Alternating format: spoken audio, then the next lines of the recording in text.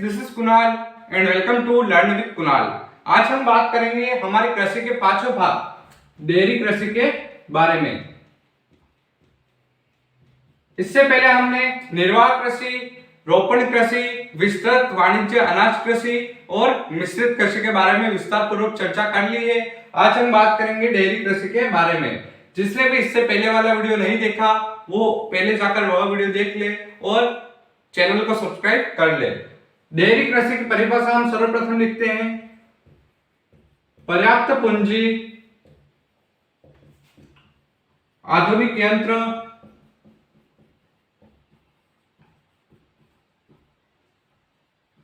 और गहन कृषि।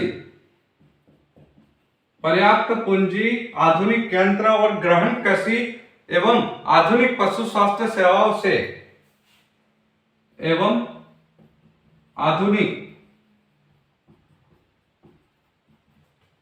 स्वास्थ्य सेवाओं से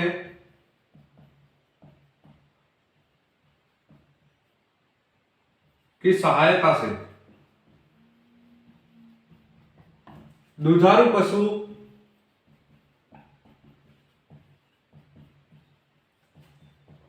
से दुग्ध उत्पादन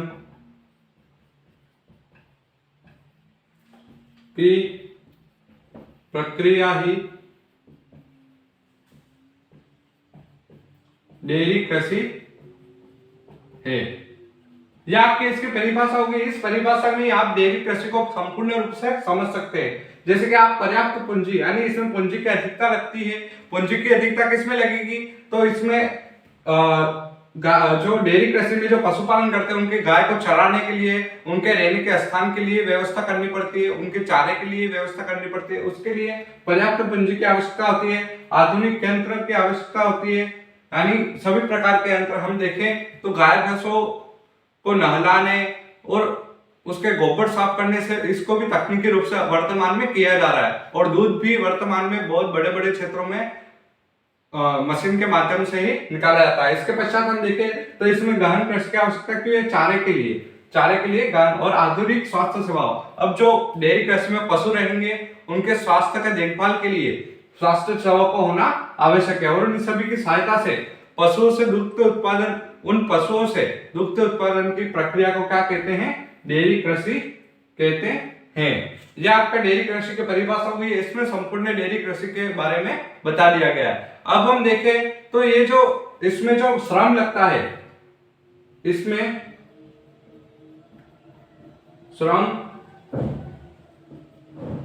अधिक लगता है। अब श्रम क्यों अधिक लगता है? क्योंकि हम देखें तो कृषि, दूसरी कृषि जैसे कि कोई भी कृषि करता है, नॉर्मल कृषि करता है कोई मनुष्य, तो वह गेहूं बोएगा तो वह 4 महीने बाद पकेगा। उसको शुरू के कुछ दिनों में मेहनत करनी है और अंतिम के कुछ दिनों जब फसल कटाई हो रही हो तब मेहनत करनी है। परंतु इसमें प्रतिदिन गाय भैंस जो होती है वो प्रतिदिन दूध देती रहती है और प्रतिदिन अपना भोजन ग्रहण करती रहती है, इसलिए इसमें श्रम की आवश्यकता अधिक होती है। अब ऐसा तो है नहीं कोई गाय 4 महीने तक खाए और इसके पश्चात अंतिम में 4 महीने का दूध एक साथ दे दे, ऐसा नहीं होता। इसमें क्या होता है कि प्रतिदिन दूध निकालना पड़ता है और प्रतिदिन चारे की व्यवस्था करनी आवश्यक है।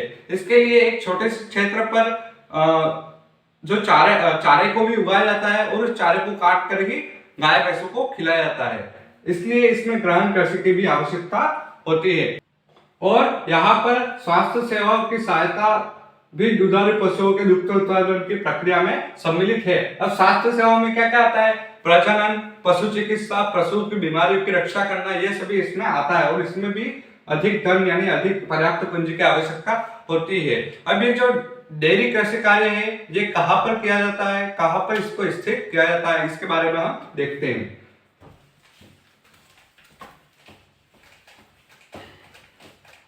अब ये जो डेयरी कृषि है ये नगरीय एवं औद्योगिक क्षेत्रों के निकट यानी समीप स्थित की जाते हैं। लिखेंगे डेयरी कृषि नगरीय एवं औद्योगिक केंद्रों के समीप स्थित किए जाते हैं। केंद्रों के समीप स्थित किए जाते हैं।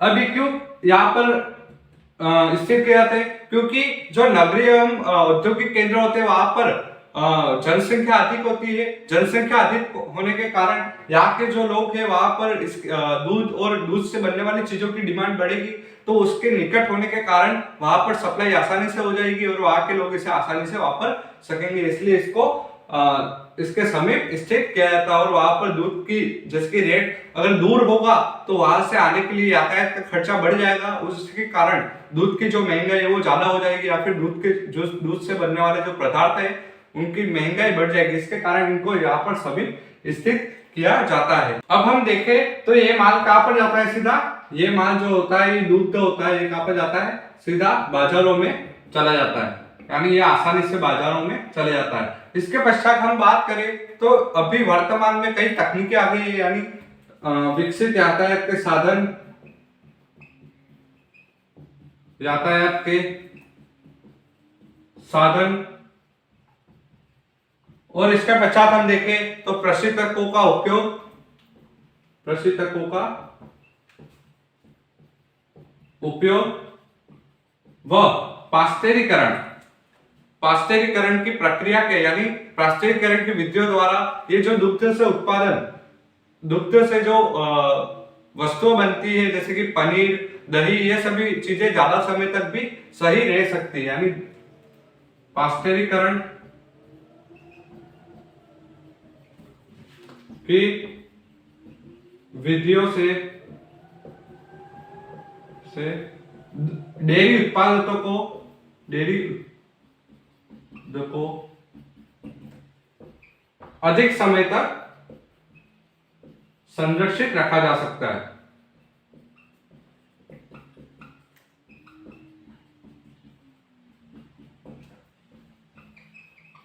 रखा जा सकता है। यह आपका हो गया कि इनको किस प्रकार संरक्षित रखा। अगर आपके एग्जाम में क्वेश्चन आ जाए कि डेयरी उत्पादकों को किन किन विधियों द्वारा अधिक समय तक संरक्षित रखा जा सकता है, तो इसमें आप लिखिएगा फर्स्ट है विकसित यातायात के साधन, दूसरा है प्रशीतकों का उपयोग और तीसरा है पास्चुरीकरण की विधियों द्वारा इनको ज्यादा समय तक संरक्षित रखा जा सकता है। अब हम देखते हैं कि वाणिज्यिक कृषि के प्रमुख क्षेत्र कौन कौन से हैं। तो वाणिज्यिक कृषि जो है उसके 3 प्रमुख क्षेत्र हैं। अभी 3 प्रमुख क्षेत्र कौन से हैं इनके बारे में हम बात कर लेते हैं।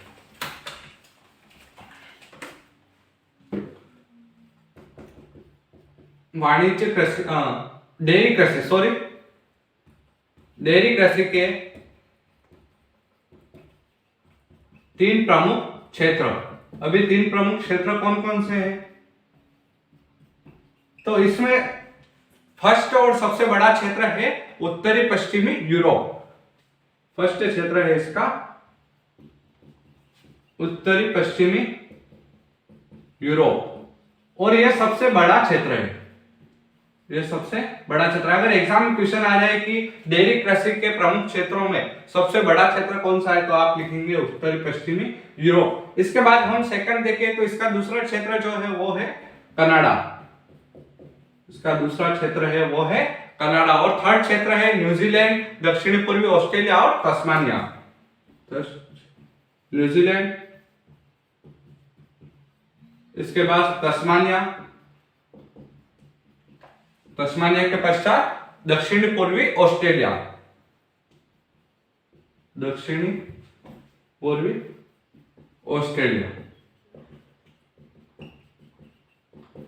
यह आपके 3 प्रमुख क्षेत्र हो गए डेयरी कृषि के, उत्तरी पश्चिमी यूरोप, कनाडा, न्यूजीलैंड, तस्मानिया और दक्षिण पूर्वी ऑस्ट्रेलिया।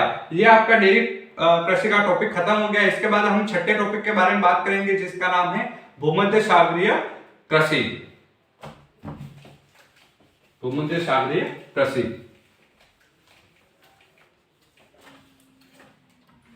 अब हम बात करेंगे भूमध्य सागरीय कृषि।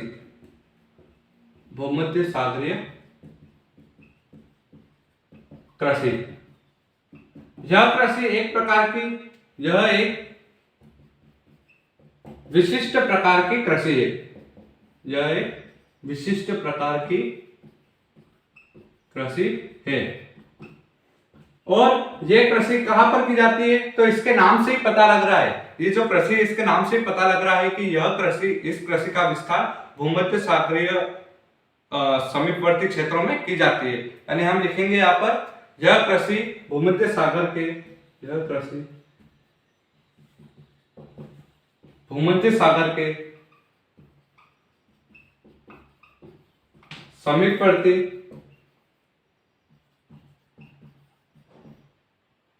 क्षेत्रों में की जाती है। अब ये क्षेत्र कौन कौन से, इनके बारे में एक बार हम बाद में बात करेंगे, पहले हम बात कर लेते हैं कि यहाँ पे किस चीज का उत्पादन होता है और किस प्रकार उत्पादन होता है। तो ये जो क्षेत्र है ये खट्टे फलों की आपूर्ति के लिए, खट्टे रसदार फलों की आपूर्ति के लिए बहुत ही महत्वपूर्ण क्षेत्र है। फलों की आपूर्ति के लिए महत्वपूर्ण क्षेत्र है, यानी ये खट्टे फलों की आपूर्ति करता है। अब खट्टे फलों का नाम लेते ही हमें सर्वप्रथम दिमाग में किस चीज, कौन सी चीज आती है, अंगूर, क्योंकि हमने एक कहानी सुन रखी है खट्टे खट्टे अंगूर वाली, इसलिए हमको अंगूर ही यहाँ पर नजर आते हैं। और इसका सही जो उद्देश्य है वो भी अंगूर ही है, यानी यहाँ पर सर्वाधिक उत्पादन की जाने वाला जो फल है वो अंगूर ही है। तो यहाँ पे हम लिखेंगे यहाँ सर्वाधिक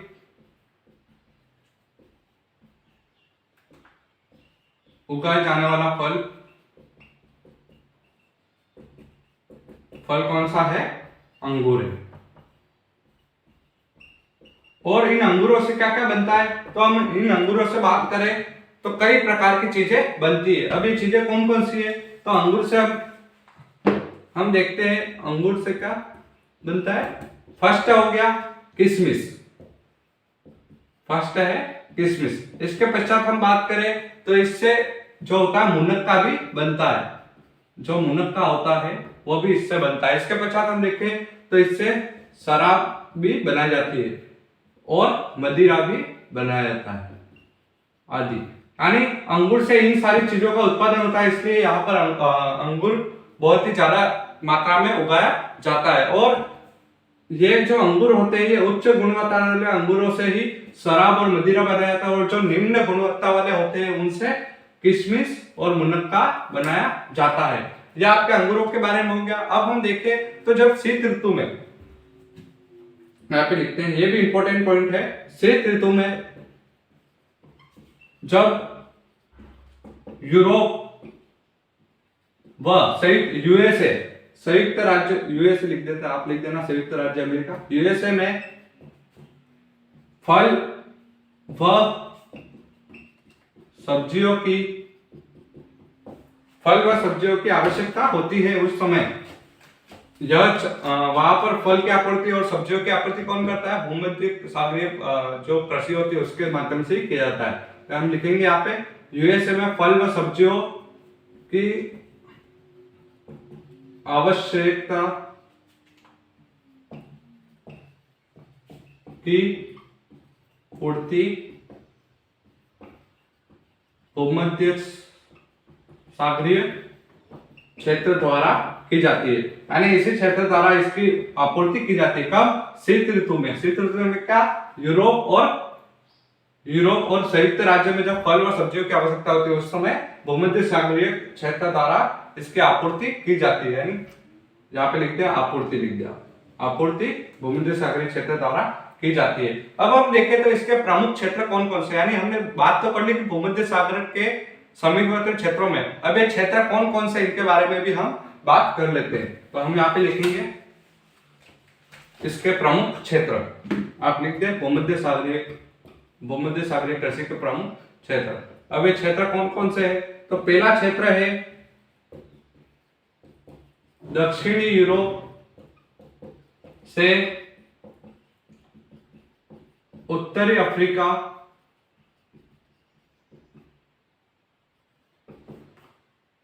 में ट्यूसानिया,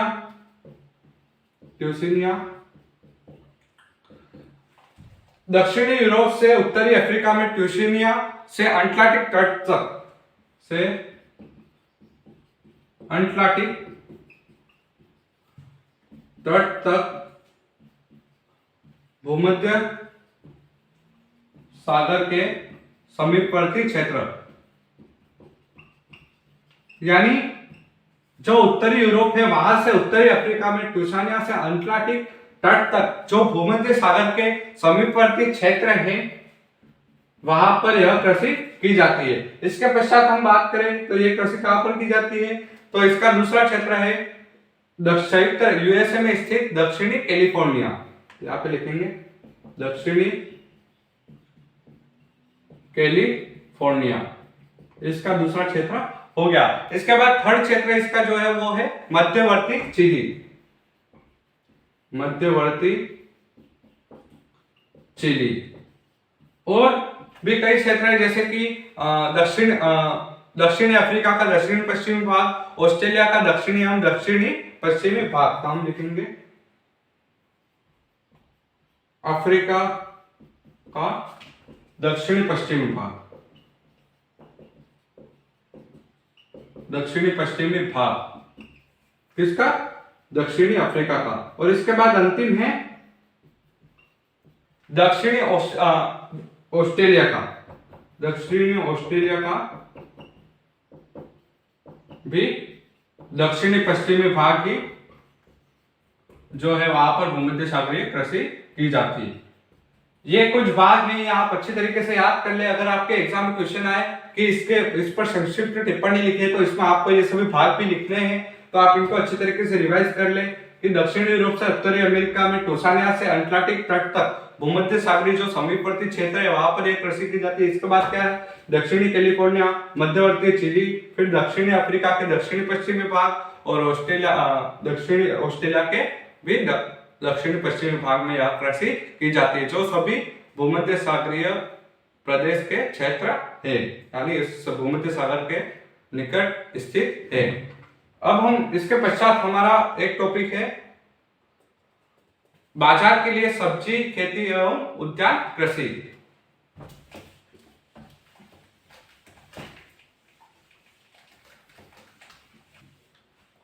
यहां पे लिखेंगे हम सब्जी खेती और उद्यान कृषि के बारे में। अब उद्यान कृषि और सब्जी खेती में कौन कौन सी फसलें उगाई जाती है, तो इस कृषि में आर्थिक रूप से लाभदायक फसलें, यानी इसमें लिखेंगे हम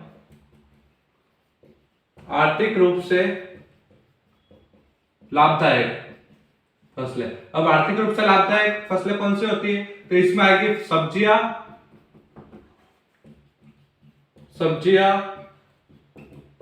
फल व पुष्प आदि। अब ये जो पुष्पोत्पादन है, फलोत्पादन है, ये सभी इसमें ही किया जाता है। तो हम देखें तो सब्जियों की आवश्यकता प्रतिदिन हर घर में पड़ती है। इसके पश्चात हम देखें तो फल जो होते हैं वो प्रतिदिन लोग खाते हैं। इसके बाद पुष्प किस काम में जाते हैं, भगवान को चढ़ाने में, और प्रतिदिन हर व्यक्ति सुबह में माला भगवान को अर्पित करता है, उसके कारण इनकी डिमांड अधिक रहती है और यह ज्यादा लाभदायक रहते हैं। अब हम बात करते हैं तो यह जो आर्थिक रूप से लाभदायक फसलें ये कहां पर उगाई जाती है, यानी इनका क्षेत्र कैसा होता है और ये कहां पर उगाई जाती है। तो इनके जो खेत होते हैं, खेतों का आकार छोटा होता है, इनका जो खेतों का आकार होता है वो छोटा होता है। इसके पश्चात हम बात करें तो इनका जो निर्यात होता है वो यातायात साधनों के माध्यम से नगरीय केंद्रों में पहुंचा दिया जाता है, वहां पे इनके उपभोक्ता उपस्थित होते हैं। तो हम लिख देते हैं यहाँ पे यातायात साधनों द्वारा नगरीय केंद्रों जहां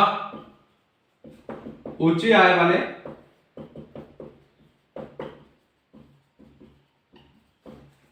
उपभोक्ता रहते हैं, उपभोक्ता होते हैं, वहां निर्यात किया जाता है।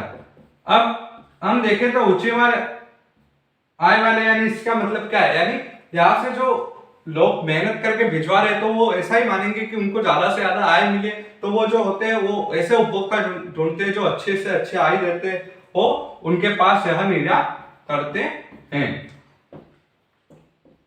यह हो गया कि आप ये किस क्षेत्रों में, तो ये नगरीय केंद्रों में भेजे जाते हैं। अब हम देखें तो इसमें जो है ये जो कृषि है इसमें मानव श्रम की अधिकता लगती है, क्योंकि जो सब्जियां होती है, फल होते हैं और ये पुष्प होते हैं, ये प्रतिदिन तोड़ने की आवश्यकता होती है, इनको एकत्रित करने की आवश्यकता होती है, क्योंकि बहुत ही बड़े क्षेत्र में होते हैं और प्रतिदिन इनको एक एक कर तोड़ा जाता है। तो हम यहाँ पे लिखते हैं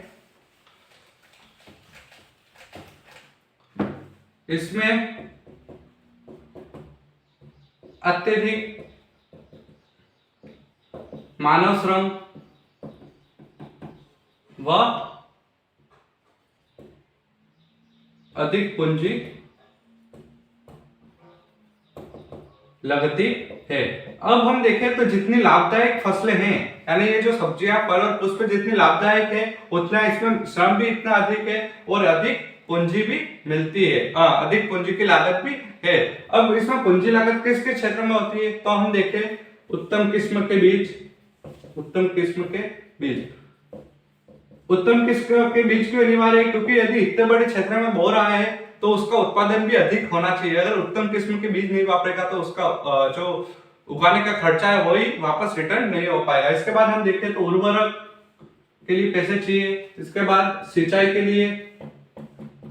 लिए व्यय आएगा, और कई सारे कारण है जैसे कि कीटनाशी, कीटनाशक का प्रयोग, हरितगृह भी लगाए जाते हैं, इनके लिए हरितगृह भी लगाए जाते हैं। इसके बाद हम देखें तो इस शीत क्षेत्र, जो शीत क्षेत्र होते हैं वहां पे कृत्रिम ताप भी पौधों को दिया जाता है। किन क्षेत्रों में? शीत क्षेत्रों में, शीत ऋतु में भी कह सकते हैं, शीत क्षेत्र जो होते हैं वहां पे भी कृत्रिम ताप दिया जाता है। यानी ये जो है इसमें अधिक पूंजी लागत भी रहती है। अब ये कृषि किन किन क्षेत्रों में की जाती है इनके बारे में भी हम देखते थे। तो ये जो कृषि है वो उत्तरी पश्चिमी यूरोप, प्रमुख क्षेत्र कौन से इनके?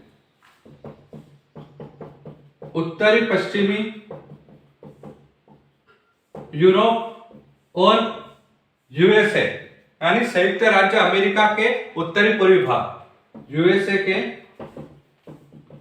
उत्तरी पूर्वी भाग,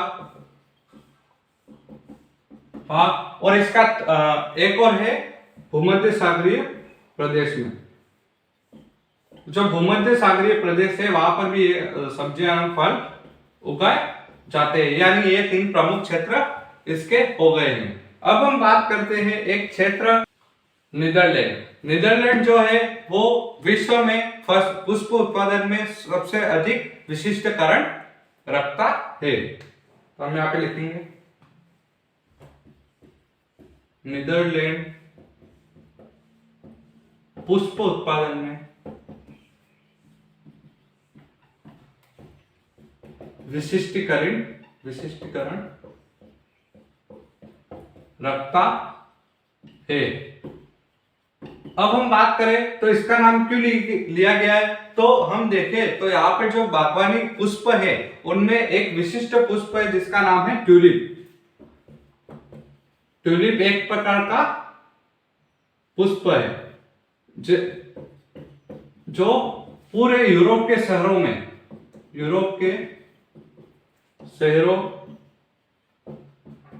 ये जो ट्यूलिप जो एक पुष्प है ये पूरे यूरोप के शहरों में, यानी जो प्रमुख शहर है, प्रमुख शहरों में भेजा जाता है, इसलिए इसका नाम लिया गया है। नीदरलैंड जो है वो पुष्प उत्पादन में विशिष्टीकरण रखता है, और यहाँ पे जो ट्यूलिप नामक पुष्प है, या आप नाम याद कर ले पुष्प का ट्यूलिप, जिसको यूरोप के सभी क्षेत्रों में, यानी सभी जो शहर है उनमें भेजा जाता है। अब हम बात करते हैं तो ये जो कृषि है, उद्यान कृषि, इसे ट्रक कृषि भी कहा जाता है। क्या कहा जाता है? इसे ट्रक कृषि भी कहा जाता है। अब इसे ट्रक कृषि क्यों कहा जाता है, तो इसके पीछे भी एक कारण है, क्योंकि जिस क्षेत्र में ये सब्जियां उत्पादित होती है, यदि पूरे क्षेत्र में वहां पर सब्जियां उत्पादित हो रही है तो इस क्षेत्र को क्या बोलते थे? Truck farm. और जहां पर ये निर्यात की जाती थी वो है नगरीय केंद्र। तो इनके बीच में रात को वहां पर जो ट्रक फार्म है वहां से गाड़ी भरती थी, यानी ट्रक भरता था और सुबह में नगरीय केंद्रों में आ जाता था, यानी सुबह तक आ जाता था। तो वहां पर जो दूरी रात के तय होती थी, इसके कारण इसे ट्रक कृषि कहा जाता है, इसके कारण ही ट्रक कृषि कहा जाता है। अब हम देखते हैं तो यहाँ पे लिख देंगे जहां पर जिस क्षेत्र में पूर्ण रूप से सब्जियां उगाई जाती है उसे क्या कहा जाता है, उगाई जाती है उसे क्या कहा जाता है, ट्रक फार्मर कहा जाता है। यह आपका उद्यान कृषि का टॉपिक फिनिश हो गया है। अब हम बात करेंगे इसके पश्चात आठवीं कृषि, जिसका नाम है कारखाना कृषि। आपके पुस्तक में ये एक पैराग्राफ दिया गया, पर इसको हम थोड़ा विस्तार से पढ़ लेंगे। तो हम इसके पश्चात हम बात करते हैं कारखाना कृषि।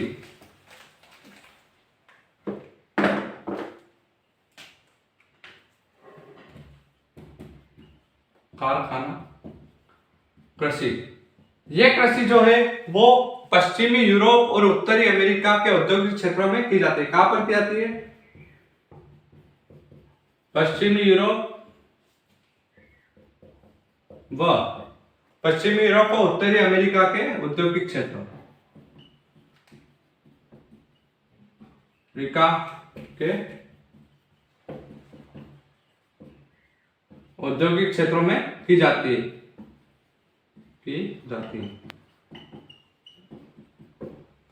अब हम देखें तो ये कृषि किस प्रकार की जाती है। तो इसमें इस कृषि में मुख्यतः पशुपालन किया जाता है। इसमें क्या किया जाता है, पशुपालन, पशुधन पालन किया जाता है। अब इसमें क्या क्या पाला जाता है, तो इसमें मुख्यतः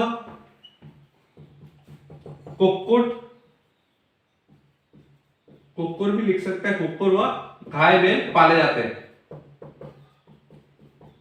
यानी इसका मुख्य है कुक्कुट, और इसके अलावा गाय बैल भी यहाँ पर पाले जाते हैं। और इन्हें बाड़े करने के लिए, यानी इनको संग्रहित करके रखने के लिए कारखानों को तैयार किया जाता है। इनके लिए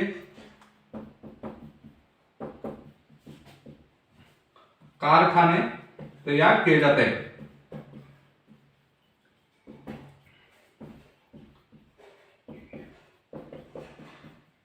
और इस कृषि में बाकी कृषियों की तरह भी अधिक पूंजी की आवश्यकता होती है, क्योंकि इन्हें रखने के लिए जो व्यय होता है, जैसे कि संग्रह करने के लिए एक भवन चाहिए, कारखाना चाहिए, और यंत्र खरीदने के लिए पैसे चाहिए, प्रकाश की एवं ताप की उपलब्धता की व्यवस्था करना, और पशु चिकित्सा में भी इसमें खर्चा यानी अधिक पूंजी व्यय होता है। तो हम यहाँ पे लिखेंगे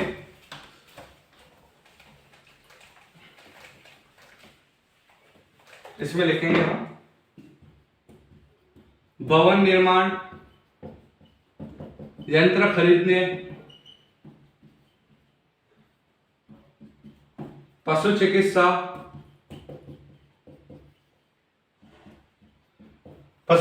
और इसके पश्चात है प्रकाश और ताप की व्यवस्था करना, क्योंकि ये जो कुक्कुर होते हैं ये प्रकाश और ताप में ही बढ़ सकते हैं।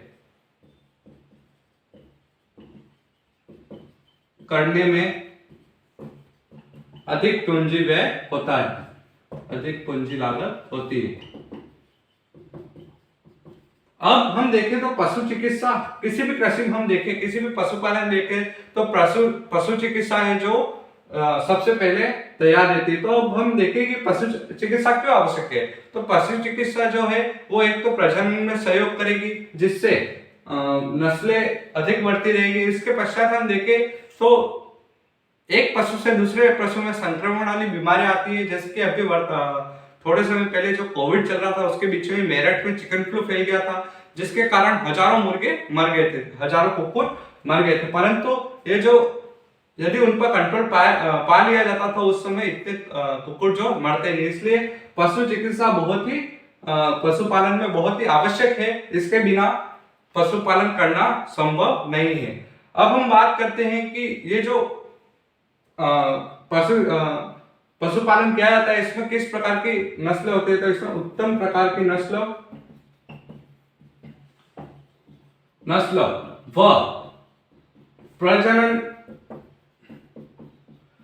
जो उत्तर प्रकार की नस्ल ली जाती है और इसमें प्रजनन की जो वैज्ञानिक विधियों का प्रयोग किया जाता है, प्रजनन की वैज्ञानिक विधियों द्वारा पालन किया जाता है। इन सभी प्रक्रिया द्वारा यह पालन किया जाता है। यह हो गया आपका कारखाना कृषि हो गया। और इसके पश्चात हम देखें तो इस कृषि करने वाले आधार पर कृषि के प्रकारों का भी वर्णन किया गया है। अब हम देखें तो इसमें क्या है, तो कृषि संगठन, कृषक का खेतों पर अपना अधिकार और उस पर सरकारी नीतियां जो कृषि में सहायक हो, जो प्रभावित है, तब हम जो प्रभावित करती है कृषि को, उनके बारे में पढ़ेंगे। तो इसके पश्चात हम लिखेंगे, हमारा नवा टॉपिक है सहकारी कृषि। जब जैसे कि हम देखें सहकारी कृषि के बारे में हम देख रहे हैं, तो सहकारी कृषि की एक परिभाषा है, ये लिख दीजिएगा। जब एक कृषकों का समूह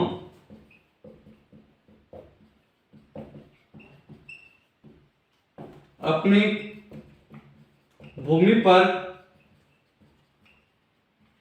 अधिक लाभ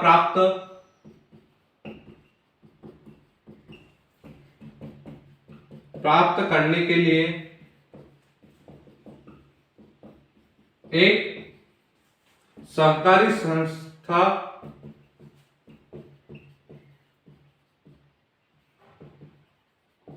बनाकर कृषि कार्य करता है, सहकारी संस्था बनाकर कृषि कार्य करता है, उसे ही सहकारी कृषि कहा जाता है।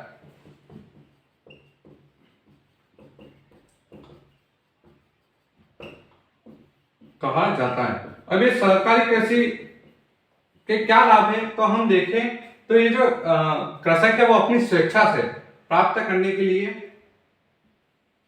अपनी स्वेच्छा से लिखेंगे आप, अपनी स्वेच्छा से यह कार्य करते हैं। और इनमें ये जो सरकारी ये संस्था बनाते हैं, उनके द्वारा इनको जो कृषि में उपयोग होने वाले यंत्र है, यानी कृषि यंत्र और इनके उत्पादों को अधिक मूल्यों पर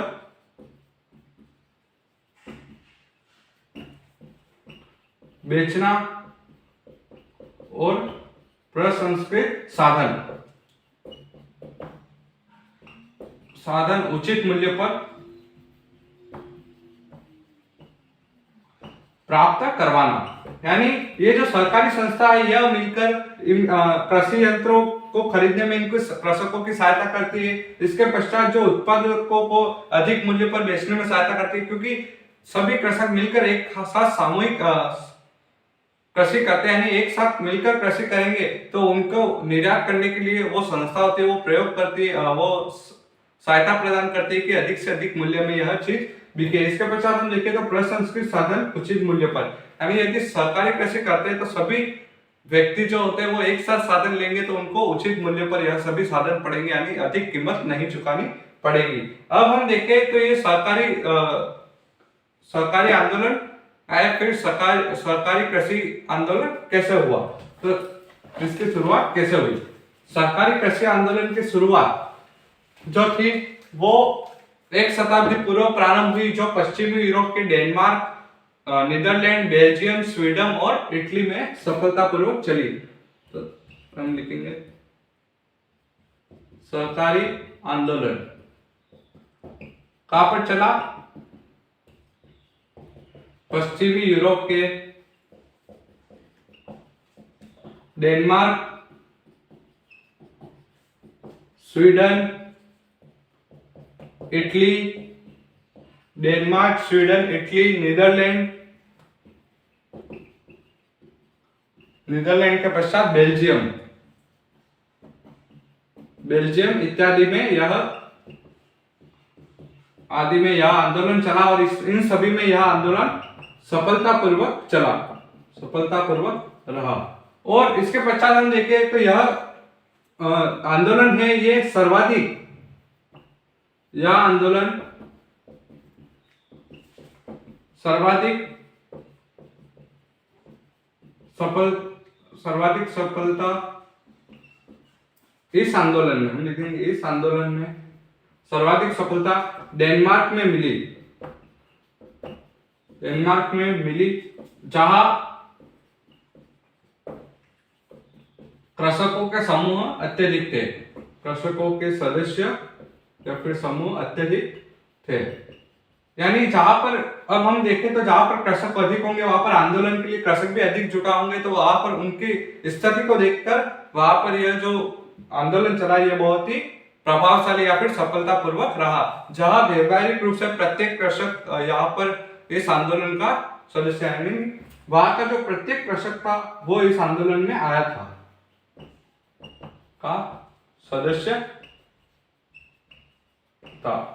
यानी ये डेनमार्क का आंदोलन आप समझ लीजिए, अगर आपके एग्जाम में आ जाए कि सहकारी कृषि आंदोलन के बारे में लिखी चर्चा कीजिए, तो इसमें आप देखना यूरोप के इन क्षेत्रों में हुआ और डेनमार्क में यह अत्यधिक प्रभावशाली रहा। किस कारण? तो यहाँ पर अत्यधिक जो कृषक है वो अत्यधिक, इसी के कारण यहाँ पर ये अत्यधिक प्रभावशाली रहा। ये हमारा कंप्लीट हो चुका है सहकारी कृषि। इसके पश्चात हम बात करेंगे सामूहिक आंदोलन के बारे में, सामूहिक कृषि के बारे में। 10वां टॉपिक है हमारा सामूहिक कृषि। परंतु आज टाइम हो चुका है, क्लास बहुत लंबी हो चुकी है, इसलिए बस आज तक इतना ही पढ़ेंगे। सामूहिक कृषि को हम कल करेंगे। ये हमारी क्लास कंप्लीट हो चुकी है और क्लास नंबर कौन सी है? 15 कंप्लीट। ऐसे ही धीरे धीरे हम पूरा कोर्स कंप्लीट कर लेंगे। आज हमारी सहकारी कृषि तक हो गया, कल हम सामूहिक कृषि और खनन प्रक्रिया के बारे में संपूर्ण जानकारी प्राप्त करेंगे और कल ये लेसन समाप्त हो जाएगा। और ऐसे ही आप पढ़ते रहिए, प्रगति करते रहिए, आपके दोस्तों के साथ ये वीडियो शेयर कीजिएगा। अगर आपको वीडियो पसंद आएगा तो सब्सक्राइब कीजिएगा और लाइक करके जाइएगा। जय हिंद।